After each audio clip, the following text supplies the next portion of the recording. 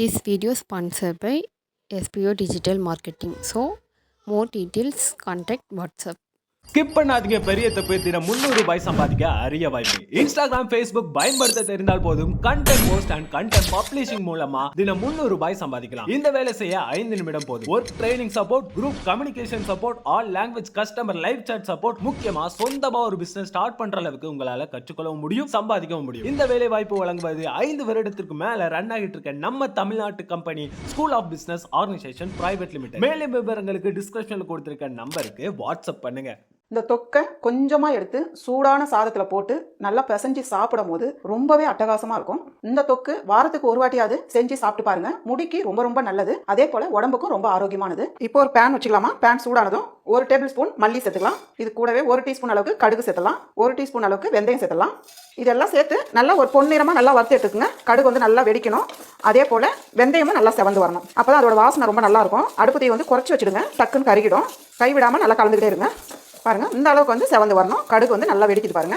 இப்போ வந்து இது ஒரு பிளேட்ல நம்ம மாத்திக்கலாம். நான் வந்து 2 கைப்பிடி அளவுக்கு கருவேப்பிலை எடுத்துருக்கேன். நல்லா ஃப்ரெஷ்ஷான கருவேப்பிலை எடுத்துக்கங்க. கழுவிட்டு தண்ணி சுத்தமா இருக்கக்கூடாது. அந்த அளவுக்கு ஃபேன் காத்திலே நல்லா ஆற வச்சு எடுத்துக்கங்க. ஒரு காட்டன் துணி வச்சு நல்லா அப்படி நல்லா தொடச்சி எடுத்துருங்க. இப்போ இது வந்து ஒரு பிளேட்ல நம்ம உருவி எடுத்து வச்சுக்கலாம். இருக்கிற கருவேப்பிலை எல்லாம் இதே போல உருவி எடுத்து வச்சிருங்க. ஈரப்பதமே இருக்கக்கூடாதுமா. பாருங்க, இந்த அளவுக்கு நல்லா உருவி எடுத்துக்கங்க. அதே கடாயில 1 டேபிள் ஸ்பூன் அளவுக்கு நல்லெண்ணெய் எடுத்துக்கங்க. இது கூடவே நம்ம கருவேப்பிலை சேர்க்கலாம். கருவேப்பிலை சேர்த்துட்டு மீடியமான தீயில வச்சு நல்லா இதை வதக்கி எடுத்துக்கலாம். இந்த அளவுக்கு வதக்கி எடுத்துக்கங்க.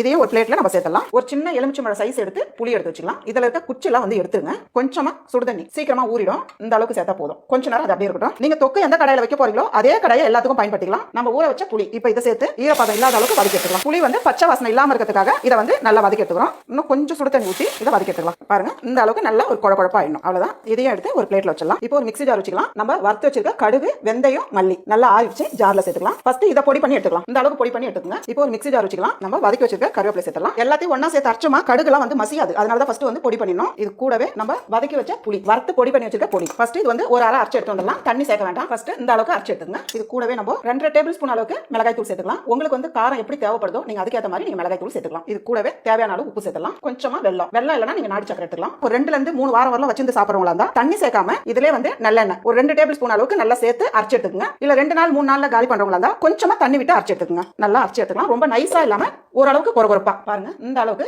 மசிஞ்சா போதும். இப்போ அதே கடாய் வச்சுக்கலாம். நம்ம வந்து புளி வதக்குனதுனால கரை பட்டிருக்கும். அந்த கரை வந்து உடனே நீங்க கழுவுனீங்கன்னா சீக்கிரமா அழகா போயிடும். 3/4 கப் அளவுக்கு நல்லெண்ணெய் எடுத்துக்கலாம். இதுக்கு வந்து நல்லெண்ணெய் வந்து கொஞ்சம் அதிகமா தேவைப்படுமா. எண்ணெய் சூடானதும் 1 டீஸ்பூன் அளவுக்கு கடலைப்பருப்பு, 1 டீஸ்பூன் அளவுக்கு உளுந்தம் பருப்பு. இப்போ இது ரெண்டும் சேர்த்துட்டு நல்லா செவந்து வந்துட்டோம்.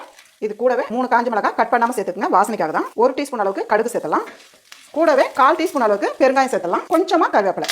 இப்போ நம்ம அரைச்சி வச்சிருக்க கருவேப்பிலை தொக்கு சேர்த்தலாம். நல்லா கை வச்சு நல்லா வழிச்சு எடுத்து போட்டுக்கோங்க. தொக்கு சேர்த்துட்டு நல்லா வந்து கலந்து விடுங்கம்மா. எவ்வளோ பார்க்கறதுக்கு சூப்பராக இருப்பாங்க. நல்லா மனமா இருக்கு. நம்ம சேர்த்துருக்க எண்ணெய் வந்து நல்லா திரிஞ்சு வரும். அது ஓரளவு வதக்கினாலே போதும். அடுப்பத்தை வந்து ஃபுல்லாக குறைச்சிடுங்க.